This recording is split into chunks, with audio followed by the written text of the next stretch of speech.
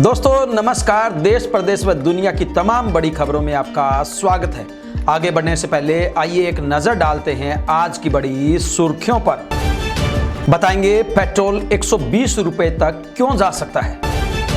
HSSC की answer की को कोर्ट ने ठुकराया। पंजाब हरियाणा हाई कोर्ट में लगी आग। बताएंगे कहां कहां हुआ नुकसान और कितने लाख की चपेट में आया रिकॉर्ड। यूट्यूबर ज्योति मल्होत्रा को फिर झटका। बताएंगे क्यों नहीं मिली बेल और कब तक बढ़ी हिरासत। NHRC सख्त हुआ हरियाणा के आरोही स्कूलों के मामले पर। दिखाएंगे वो वीडियो जिसने पति को सुसाइड करने पर मजबूर किया। बताएंगे कैसे पत्नी और इंस्पेक्टर बॉयफ्रेंड का मामले ने पहुंचाया मौत तक। राव इंद्रजीत का बड़ा बयान, मनोहर लाल जन नेता नहीं। हिमाचल में अश्लील हरकतें कैमरे में कैद। बताएंगे क्यों हरियाणा के कपल ने चलती गाड़ी में पार की सीमाएं। जींद के नरकंकाल फिर चर्चा में। बताएंगे क्यों प्रशासन ने जांच से किया इनकार और क्या है कब्रिस्तान का सच। जींद पहुंचे किसान नेता डल्लेवाल ने किया बड़ा ऐलान। शराब कारोबारियों को धमकी, चौटाला का खुलासा। बताएंगे क्यों सरकार और पुलिस पर लगाए गंभीर आरोप। खड़गे बोले मोदी जी कुछ भी हो जंग रोके। बताएंगे क्यों ईरान को बताया भारत का पुराना दोस्त। 11 राज्यों को धमकाने वाली लड़की पकड़ी गई। बताएंगे क्यों अपने बॉयफ्रेंड को फंसाने के लिए रची खतरनाक साजिश। HAU में बरसात में भी छात्र मोर्चे पर डटे। बताएंगे क्यों आज की न्याय महापंचायत को बताया निर्णायक लड़ाई। अमेरिका में शुरू हुई रोबो टैक्सी। बताएंगे कैसे बिना ड्राइवर चलेगी EV और कितने का होगा एक राइड। मैं हूं आपका अपना दोस्त अजय लोहान और अब खबरें विस्तार से। ईरान की संसद ने हाल ही में अमेरिकी हवाई हमलों के जवाब में स्ट्रेट ऑफ हॉर्मुज को बंद करने का प्रस्ताव पास किया है। अगर स्ट्रेट ऑफ हॉर्मुज बंद होता है तो इसका असर भारत में पेट्रोल डीजल के दाम पर पड़ सकता है। ऐसा इसलिए क्योंकि ये तेल व्यापार का अहम रास्ता है। इस खबर के सामने आने के बाद क्रूड ऑयल के दाम बढ़कर $80 प्रति बैरल के करीब पहुंच गए हैं। भारत अपनी तेल जरूरतों का बड़ा हिस्सा इंपोर्ट करता है। अगर क्रूड ऑयल के दाम लंबे समय तक बढ़ते रहते हैं तो तेल कंपनियों को पेट्रोल डीजल के दाम बढ़ाने पड़ सकते हैं। यही वजह है कि पेट्रोल 120 रुपये तक जा सकता है। पंजाब एवं हरियाणा हाईकोर्ट ने कॉम्पिटिटिव एग्जाम की आंसर की यानी कि उत्तर कुंजी को चुनौती देने वाली कमजोर और आधारहीन याचिकाओं पर कड़ी चेतावनी जारी की है। यह टिप्पणी हरियाणा कर्मचारी चयन आयोग यानी कि HSSC द्वारा जूनियर इंजीनियर भर्ती परीक्षा की उत्तर कुंजी को लेकर दाखिल याचिका पर सुनवाई के दौरान दी गई। जस्टिस विनोद S भारद्वाज ने याचिकाकर्ता को फटकार लगाते हुए कहा कि उसने सूचना के अधिकार से मिली जानकारी और स्कॉलर्स के रिसर्च पेपर के अंशों का गलत इस्तेमाल करते हुए विशेषज्ञों की समिति के निष्कर्षों को चुनौती देने की कोशिश की। कोर्ट ने कहा कि यह रवैया विशेषज्ञ समिति की ऑब्जेक्टिव वैल्यू को कमजोर करता है और याचिकाकर्ता की विषय पर गहरी समझ की कमी को दर्शाता है। जज ने यह भी कहा कि इस तरह की याचिकाएं न्यायिक प्रणाली पर बेवजह का बोझ बन जाती है और कोर्ट का समय असली संवैधानिक मुद्दों से भटकाने लगती है। हरियाणा के गुरुग्राम में इंडिगो एयरलाइंस के एक ट्रेनी पायलट ने फ्लाइट के कैप्टन समेत 3 लोगों पर SC/ST एक्ट के तहत FIR दर्ज कराई है। ट्रेनी पायलट ने आरोप लगाया कि उसे भरी मीटिंग में बेइज्जत कर जाति सूचक शब्द कहे गए। जाति सूचक शब्द के साथ कहा गया, you are not fit to fly, you go back and switch the sleepers. तुम प्लेन उड़ाने के काबिल नहीं हो, वापस जाओ और चप्पलें सिलो। गुरुग्राम में मीटिंग के बाद ट्रेनी पायलट ने बेंगलुरु में अपने साथ हुई घटना की पुलिस से शिकायत की। कर्नाटक पुलिस ने 0 FIR दर्ज कर गुरुग्राम भेजी है। इसके बाद गुरुग्राम के DLF फेज 1 थाने में मामला दर्ज कर जांच शुरू कर दी गई है। हालांकि एयरलाइंस ने इन आरोपों को झूठा बताया है, साथ ही कानूनी कार्रवाई में सहयोग करने की भी बात कही है। पंजाब एंड हरियाणा हाईकोर्ट के परिसर में भीषण आग लग गई। इस आग में लेडीज बार रूम और रूम नंबर 4 पूरी तरह जलकर खाक हो गया, जबकि मुख्य बार रूम का एक हिस्सा भी क्षतिग्रस्त हो गया। सूचना मिलते ही दमकल विभाग की टीम मौके पर पहुंची और स्थिति पर तुरंत काबू पाया। आग किस वजह से लगी इसके बारे में अभी पता नहीं चल सका है। उधर हाईकोर्ट बार एसोसिएशन की ओर से जारी बयान में बताया गया कि इस अग्निकांड में करीब 35 लाख का अनुमानित नुकसान हुआ है। पाकिस्तान के लिए जासूसी करने के आरोप में गिरफ्तार यूट्यूबर ज्योति मल्होत्रा की हिसार कोर्ट में वीडियो कॉन्फ्रेंसिंग के जरिए पेशी हुई। कोर्ट ने सुनवाई के बाद ज्योति को 14 दिन की न्यायिक हिरासत में भेज दिया है। अब मामले की अगली सुनवाई 7 जुलाई को होगी। ज्योति को 16 मई को हिसार पुलिस ने उसके घर से गिरफ्तार किया था। गिरफ्तारी के बाद वह 9 दिन तक पुलिस रिमांड पर रही। फिर 23 मई को कोर्ट ने उसे न्यायिक हिरासत में भेजा था। इससे पहले उसकी बेल याचिका निचली अदालत ने खारिज कर दी थी। ज्योति पर पाकिस्तान के एजेंटों से संपर्क में रहकर संवेदनशील जानकारियां साझा करने का आरोप है। पुलिस की शुरुआती जांच में उसकी पाक एजेंटों से बातचीत सामने आई थी, जिसके बाद भारतीय खुफिया एजेंसियों ने भी उससे पूछताछ की थी। ज्योति के वकील कुमार मुकेश का कहना है कि वे अब सेशन कोर्ट में जमानत याचिका दाखिल करेंगे और कानूनी विकल्पों पर विचार कर रहे हैं।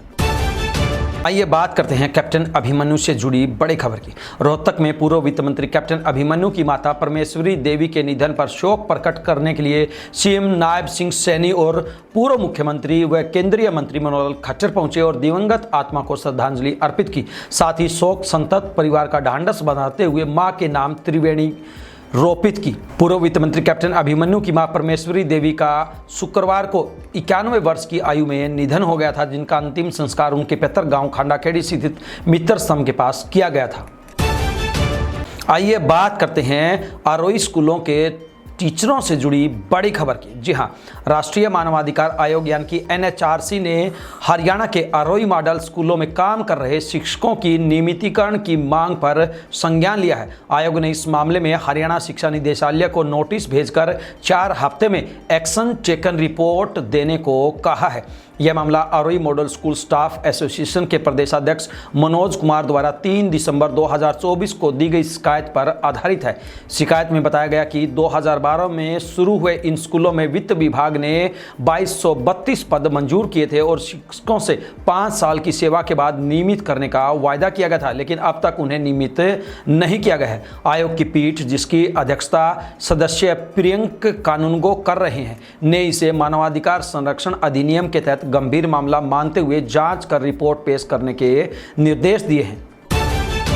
हरियाणा के रोहतक में हिसार जिले के नारनौंद की रहने वाली पत्नी दिव्या और उसके पुलिस इंस्पेक्टर बॉयफ्रेंड से तंग आकर पति मगन उर्फ अजय ने जिस वीडियो के बाद सुसाइड किया वह अब सामने आया है। इस वीडियो में दिव्या डांस कर रही है और बॉयफ्रेंड उसका वीडियो बना रहा है। वीडियो रिकॉर्ड करने के दौरान ही दोनों अश्लील हरकतें भी करते नजर आ रहे हैं। परिजनों के मुताबिक यह वीडियो पत्नी दिव्या ने ही पति को भेजा था, जिसके बाद डिप्रेशन में आकर पति ने 3 दिन पहले फंदा लगाकर खुदकुशी कर ली। मरने से पहले युवक ने वीडियो बनाया था, जिसमें उसने आरोप लगाया कि उसकी पत्नी दिव्या और उसका पुलिस वाला बॉयफ्रेंड उसे परेशान कर रहे हैं। पत्नी दिव्या उसे कहती है कि अपने पिता की हत्या कर पैतृक जमीन बेच दे, क्योंकि उसके पुलिस वाले बॉयफ्रेंड को प्रमोशन कराने के लिए रुपए चाहिए। युवक ने वीडियो में पुलिस से मांग की थी कि उसकी पत्नी और बॉयफ्रेंड पर सख्त कानूनी कार्रवाई की जाए। केंद्रीय राज्य मंत्री राव इंद्रजीत एक बार फिर सुर्खियों में है। उन्होंने पहले नायब सैनी पर हमला बोला था और अब पूर्व मुख्यमंत्री मनोहर खट्टर पर भी हमला बोला है। उन्होंने कहा कि मनोहर लाल ने मुख्यमंत्री रहते पूरे प्रदेश के काम करवाए, लेकिन वो जनता के नेता नहीं बन पाए। हिमाचल में एक बार फिर टूरिस्ट के हुड़दंग करने और अश्लीलता फैलाने के वीडियो सामने आए हैं। एक वीडियो में हरियाणा की युवक युवती गाड़ी के सनरूफ से बाहर निकलकर अश्लील हरकतें करते हुए नजर आ रहे हैं। दोनों काफ़ी देर तक सनरूफ से बाहर निकलकर किसिंग करते नजर आए। हाईवे पर चल रहे अन्य वाहन चालकों ने इस कपल की वीडियो बनाकर पुलिस को भेज दी। इस पर हिमाचल पुलिस ने कपल की गाड़ी का 4000 रुपये का ऑनलाइन चालान काट दिया। इस गाड़ी का रजिस्ट्रेशन नंबर कैथल RTO का है। वहीं दिल्ली नंबर की गाड़ी में एक युवक खिड़की और 2 अन्य सनरूफ से बाहर निकलकर शराब के जाम छलकाते हैं। इस गाड़ी का भी पुलिस ने 2500 रुपये का चालान काटा है। साथ ही रजिस्ट्रेशन लाइसेंस अथॉरिटी यानी कि RLA से ड्राइविंग लाइसेंस रद्द करने की भी सिफारिश की है। जींद में तालाब खुदाई के दौरान मिले नरकंकाल के मामले में बड़ा खुलासा हुआ है। जहां पर नरकंकाल मिले हैं वहां पहले कब्रिस्तान होता था। प्रशासन ने किसी भी तरह की जांच करवाने से मना करते हुए दोबारा से खुदाई के निर्देश दिए। प्रशासन की तरफ से जिला विकास एवं पंचायत अधिकारी प्रतीक जांगड़ा ने मौका मुआयना करने के बाद ग्रामीणों से बातचीत की। ग्रामीणों ने बताया कि आज़ादी के समय तालाब की जगह कब्रिस्तान होता था, यहाँ पर मुर्दे दफनाए जाते थे। इसके बाद प्रशासन ने किसी तरह की जाँच करवाने से मना कर दिया और दोबारा तालाब की खुदाई करने के निर्देश दिए हैं। जींद की जाट धर्मशाला में किसान नेताओं की एक बैठक हुई। इसमें किसान नेता जगजीत सिंह जल्लेवाल से लेकर अभिमन्यु कोहाड़ समेत कई किसान नेता पहुंचे। बैठक में अभिमन्यु कोहाड़ ने अपनी भारतीय किसान नौजवान यूनियन का डल्लेवाल की भारतीय किसान यूनियन एकता सिद्धूपुर में विलय करने की घोषणा की। किसान नेता सरदार जगजीत सिंह जल्लेवाल ने कहा कि किसान संगठन टूट रहे हैं, लेकिन आज यहाँ बैठक में किसान संगठनों ने जो विलय किया है उससे किसान और मजबूत हुए हैं। हरियाणा में शराब कारोबारियों को मिल रही बदमाशों की धमकियों के मामले में दुष्यंत चौटाला ने बड़ा खुलासा करते हुए सरकार और पुलिस पर गंभीर आरोप लगाए। रोहतक पहुंचे पूर्व डिप्टी सीएम दुष्यंत चौटाला ने कहा कि पुलिस और बदमाशों की मिलीभगत से कानून व्यवस्था की धज्जियां उड़ाई जा रही है। दुष्यंत ने कहा कि यह सारा खेल 2 डीएसपी और 4 इंस्पेक्टर की मिलीभगत से हो रहा है और मुख्यमंत्री नायब सैनी को खुद इसकी जानकारी है। इतना ही नहीं, दुष्यंत चौटाला ने इस मौके पर डीजीपी सुरजीत कपूर को भी आड़े हाथों लिया और कहा कि डीजीपी और उनकी पुलिस की कायरता के चलते बदमाश नंगा नाच खेल रहे हैं। कांग्रेस अध्यक्ष मल्लिकार्जुन खड़गे ने कहा, हमारे प्रधानमंत्री विश्व गुरु बनने का नारा लगाते हैं, जबकि दूसरी तरफ ईरान और इजराइल के बीच जंग हो रही है। हमें इसे रोकने का प्रयास करना चाहिए था। खड़गे ने कहा, चाहे आप मोदी जी विश्व गुरु हो या घर के गुरु, लोगों को पेट्रोल, डीजल, खाना, कपड़े और सिर पर छत चाहिए। हम चाहते थे कि वे इन चीज़ों के लिए प्रयास करें। खड़गे ने प्रधानमंत्री को याद दिलाया कि ईरान ने हमेशा भारत का समर्थन किया, क्योंकि देश अपनी ईंधन की जरूरत का 50% हिस्सा ईरान से आयात करता है। देश भर में कई जगह बम धमाकों की धमकियां देने वाली महिला को चेन्नई से अरेस्ट किया है। अहमदाबाद साइबर क्राइम यूनिट ने बताया कि महिला ने अपने प्रेमी को फंसाने के लिए देश के अलग अलग राज्यों में बम धमकी वाले ईमेल भेजे थे। इन मेल में गुजरात के नरेंद्र मोदी स्टेडियम में ब्लास्ट की धमकी भी शामिल थी। प्रेमी को फंसाने के लिए रची थी साजिश। चेन्नई की रहने वाली रेडी जोसिल्डा रोबोटिक्स में ग्रेजुएट है और डेलाइट में सीनियर कंसल्टेंट के तौर पर काम करती है। रेनी अपने ऑफिस में काम करने वाले एक युवक से एक तरफा प्रेम करती थी, लेकिन वह युवक किसी और लड़की से प्रेम करता था। इसी साल युवक ने उस लड़की से शादी कर ली। इसी बात से बौखलाई रेनी ने उसे फंसाने के लिए इस साजिश को अंजाम दिया।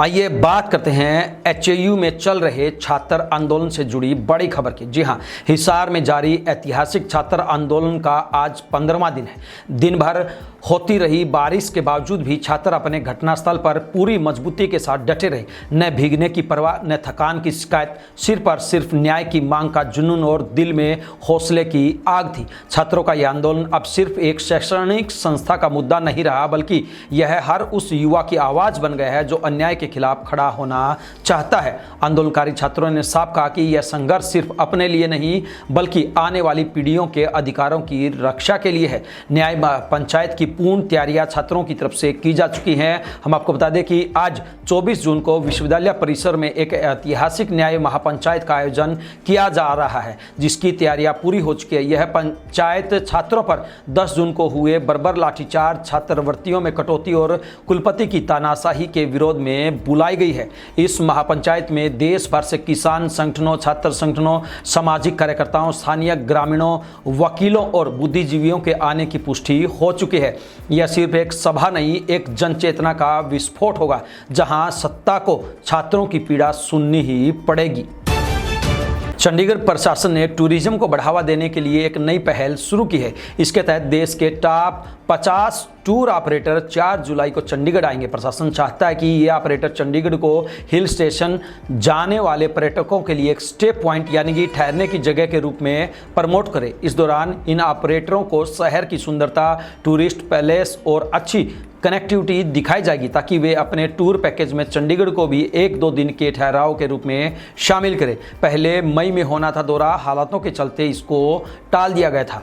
जी हाँ, हम आपको बता दें कि यह दौरा पहले मई में होना था, लेकिन अंतर्राष्ट्रीय हालात और युद्ध जैसे माहौल के कारण इसे टालना पड़ा था। अब यह कार्यक्रम 4 और 5 जुलाई को आयोजित होगा। पर्यटन विभाग के डायरेक्टर प्रद्युमन सिंह ने बताया कि चंडीगढ़ को केवल एक ट्रांजिट पॉइंट यानी कि रास्ते में रुकने की जगह समझे जाने की जो धारणा है उसे बदला जा रहा है। कोशिश है कि लोग चंडीगढ़ को भी एक टूरिस्ट डेस्टिनेशन के रूप में देखें और यहाँ कुछ दिन जरूर ठहरें। आइए बात करते हैं बिना ड्राइवर के भी चलने वाली गाड़ी की। जी हाँ, दुनिया के सबसे अमीर कारोबारी एलन मस्क की कंपनी टेस्ला ने 22 जून को रोबोटैक्सी लॉन्च की है। ये ऐसी ऑटोनोमस टैक्सी है जो बिना किसी ड्राइवर के चलती है। कंपनी ने रोबोटैक्सी की एक राइड की कीमत $4.20 यानी करीब 366 रुपये रखी है। रोबोटैक्सी सर्विस अभी केवल ऑस्टिन शहर में ही मिलेगी। ये फिलहाल कुछ निवेश और कंटेंट क्रिएटर्स के लिए अवेलेबल है। इसका इस्तेमाल करने वाले कुछ यूजर्स ने एक्स पर अपनी राइड का एक्सपीरियंस भी शेयर किया है। ये थी बिंदास हरियाणा पर बड़ी खबरें। अब दीजिए आपके अपने साथी अजय लोहान नारनौंदिया को इजाजत। नमस्कार।